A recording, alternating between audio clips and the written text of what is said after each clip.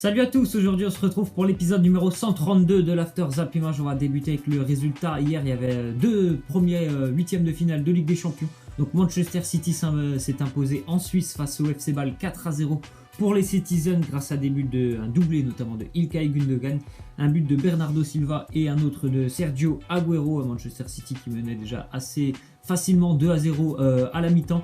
Une belle victoire déjà très impressionnante pour les Citizens. Je pensais qu'ils allaient s'imposer mais peut-être un petit peu moins largement que ce 4-0, donc ils ont pris vraiment une grosse option pour la qualification, ce qui est normal, une victoire amplement méritée pour les Citizens qui ont peut-être eu un petit peu de mal à rentrer dans leur match les 5-6 premières minutes où le FC Bâle aurait même pu ouvrir le score. Heureusement qu'il y a eu un très bon Ederson dans les buts de City qui a sauvé les Citizens au début de match, parce que ça aurait pu changer le match si le FC Bâle avait ouvert le score. Mais après, bon voilà, après les 5 premières minutes, ça a été quand même vraiment compliqué pour les Suisses, même s'ils ont tenté de se réveiller un petit peu plus en deuxième mi-temps. Ça a été très compliqué, surtout en s'exposant au contre en deuxième période des Citizens. On continue avec une statistique sur Manchester City qui a gagné déjà plus de matchs cette saison, 34, que sur toute la saison dernière, 33. Voilà, c'est l'effet un petit peu de la deuxième année de Guardiola avec une équipe. En général, la première année, c'est un peu plus compliqué. Il faut qu'il mette vraiment ses idées, ses projets, appliquer ses projets sur l'équipe. Ce qui s'est passé l'année dernière, c'était un peu compliqué. On voit vraiment que cette année, l'équipe, elle tourne très très bien. Donc déjà, plus de victoires que l'année dernière. Et ça ne va pas s'arrêter parce que voilà, je pense que City va aller chercher le titre de champion. Ils ont la coupe de la Ligue anglaise à aller chercher en finale. Ils sont encore en FA Cup. La Ligue des Champions, ils vont certainement passer ce tour, donc il y aura encore certainement pas mal de succès à ajouter à cette série. Ensuite, on voit les stats de Kevin De Bruyne avec Manchester City, 126 matchs, 51 passes décisives et 34 buts pour Kevin De Bruyne qui explose vraiment cette année. Je pense que cette année, il va être en course, peut-être avec Mohamed Salah par exemple pour le titre de meilleur joueur de Première Ligue. Et puis pourquoi pas tenter d'aller chercher un ballon d'or, ce qui serait quand même assez incroyable étant donné qu'il est plutôt au milieu de terrain, Kevin De Bruyne, par rapport à des Messi ou des Ronaldo. Donc ça serait assez incroyable, mais pour le moment je pense que c'est un joueur qui fait vraiment partie des joueurs qui peuvent prétendre au ballon d'or à l'heure actuelle, étant donné que c'est, je pense, le meilleur joueur de Manchester City cette année. Ensuite on voit une déclaration de Marco Verratti, il nous dit il n'y en a que 2 ou 3 comme Neymar. Avec Messi, le Barça est plus fort, comme le Real avec Ronaldo, donc nous sommes plus forts avec Neymar. Bien sûr, c'est évident que le Paris Saint-Germain est plus fort avec Neymar. On attend bien sûr un grand Neymar ce soir, on espère tous qu'il va pouvoir sortir un gros match, je l'espère, et qu'il va aussi pouvoir marquer, aider le Paris Saint-Germain à prendre des points à l'extérieur. On va y reprendre des points parce que ça serait intelligent pour le Paris Saint-Germain et une bonne affaire déjà de marquer à l'extérieur. Ensuite, une déclaration de Ronaldo, il nous dit: ce mercredi nous avons un match très important contre une grande équipe, le club et moi attendons de votre part un soutien inconditionnel comme toujours et ensemble nous serons plus forts. Bien sûr, c'est un petit message pour les supporters du Real qui, voilà, ça fait peut-être quelques mois que les supporters du Real commencent aussi un petit peu à siffler leur équipe régulièrement au Santiago Bernabéu. Bon, la semaine dernière, ce n'est pas arrivé, mis à part précisément sur le cas Benzema, parce que le Real s'était imposé 5-2, mais c'est vrai que bon, quand tu joues au Real Madrid, tu as besoin forcément de t'imposer. En général, à domicile, voilà, les mauvais résultats, s'ils s'enchaînent, bien sûr, les supporters se retournent un petit peu contre toi. Mais bon, ce soir, vu l'affiche, je pense que tout le stade Bernabéu sera derrière les joueurs du Real. Ensuite, une déclaration de Marcelo, il nous dit: ce serait une erreur de nous concentrer uniquement sur Neymar, nous ne pensons pas qu'à lui, c'est le PSG dans son ensemble dont nous devons nous méfier. Voilà, je pense que c'est aussi intelligent de se concentrer pour les Madrilènes sur l'effectif du Paris Saint-Germain qui est quand même intéressant sur presque toutes les lignes. Donc je pense que c'est vraiment intéressant pour eux de ne pas se focaliser sur Neymar, parce que visiblement depuis 2 semaines les déclarations du Real Madrid c'était surtout sur Neymar. Mais le Paris Saint-Germain, il n'y a pas que Neymar, je pense qu'ils doivent aussi un petit peu se concentrer par exemple sur Mbappé qui peut sortir un très gros match, sur Cavani aussi qui est un excellent buteur. Donc voilà, le Real sait à quoi s'en tenir pour ce match ce soir. Ensuite, on voit l'officialisation: Thiago Motta sera le seul absent du groupe du Paris Saint-Germain pour affronter le Real Madrid.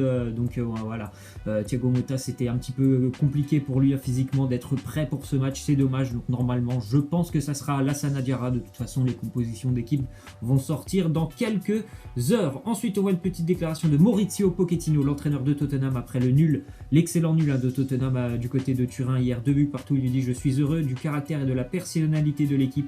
L'équipe mérite beaucoup de louanges. Nous avons marqué 2 fois contre une équipe qui est toujours très difficile à battre. Donc nous avons joué un grand football. Tottenham a fait vraiment un très très bon match hier face à la Juve. Ils ont fait 10 premières minutes vraiment mauvaises, les joueurs de Tottenham.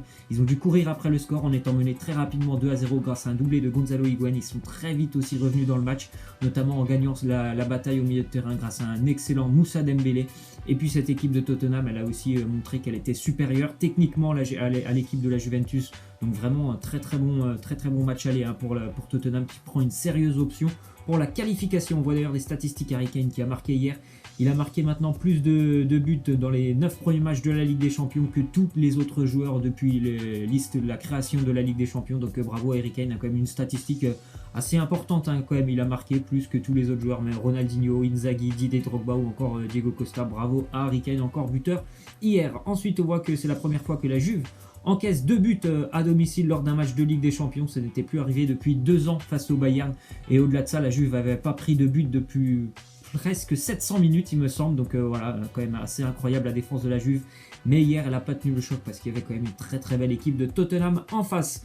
On continue avec Philippe Coutinho qui pourrait être bientôt naturalisé portugais. Tout ça pour aider le Barça à pouvoir recruter un autre joueur, par exemple le jeune Arthur, le Brésilien qui évolue au Grêmio. En fait, le Barça, comme Philippe Coutinho est brésilien, ils ne peuvent pas recruter d'autres joueurs extra-communautaires, c'est-à-dire d'autres joueurs qui ne sont pas européens. Donc c'est pour ça que le Barça aimerait que Philippe Coutinho puisse être naturalisé portugais par le biais de sa femme, parce qu'il est marié à une portugaise. On continue avec l'Atlético Madrid qui souhaite recruter Timo Werner cet été dans le but de remplacer Antoine Griezmann. Griezmann, on sait tous que normalement c'est sa dernière année avec l'Atlético. Il devrait quitter l'Atlético, peut-être pour le Barça, peut-être pour United, on verra ça cet été.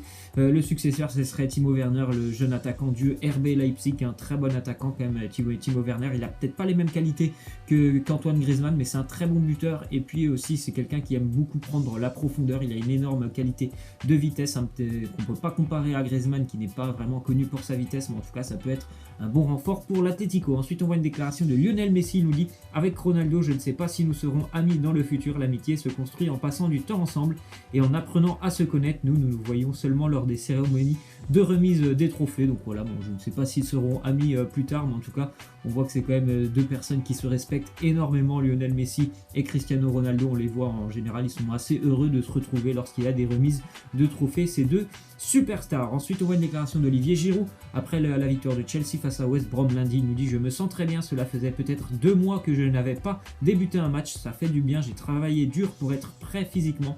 C'est une bonne nouvelle pour Olivier Giroud de reprendre du temps de jeu, de débuter un match aussi en tant que titulaire, ça peut lui faire du bien. Il a fait une petite passe décisive quand même lundi pour Chelsea, donc c'est assez intéressant pour lui. Voilà, je l'avais déjà dit, pour moi c'est tout bénéfique pour lui d'avoir rejoint Chelsea.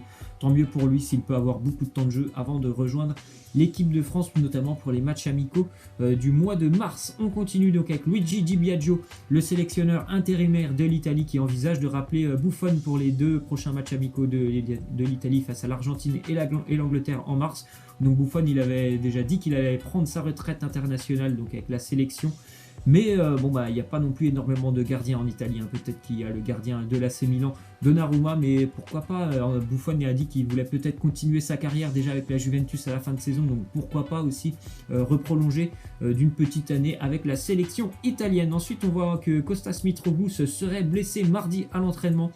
Selon l'équipe, donc il aurait sorti une petite gêne à la cuisse, donc il devrait être absent du groupe marseillais qui affrontera le Sporting Braga ce jeudi en Europa League. On continue donc avec un grave traumatisme crânien qu'avait subi en 2017 Ryan Mason. Je ne sais pas si vous vous souvenez, à l'époque joueur de Hull City, c'était lors d'un coup de tête avec Tim Cahill, le défenseur, Gary Cahill pardon, le défenseur de Chelsea. Donc suite à ce choc, il avait eu le crâne, fracture ouverte du crâne.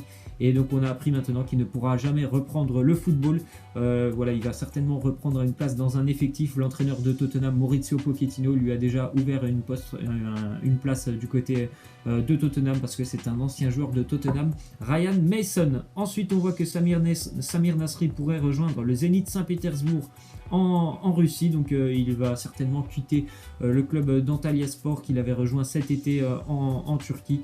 Roberto Mancini, l'entraîneur du Zénith, serait intéressé. Les discussions ont commencé entre les 2 partie. Ensuite, on voit la une du Mundo Deportivo, c'est le quotidien, un petit peu quotidien favori du FC Barcelone, un petit peu avec un titre assez humoristique, le titre qui est le numéro 2 derrière Messi. Donc on voit le match bien sûr de ce soir entre le Real et le Paris Saint-Germain.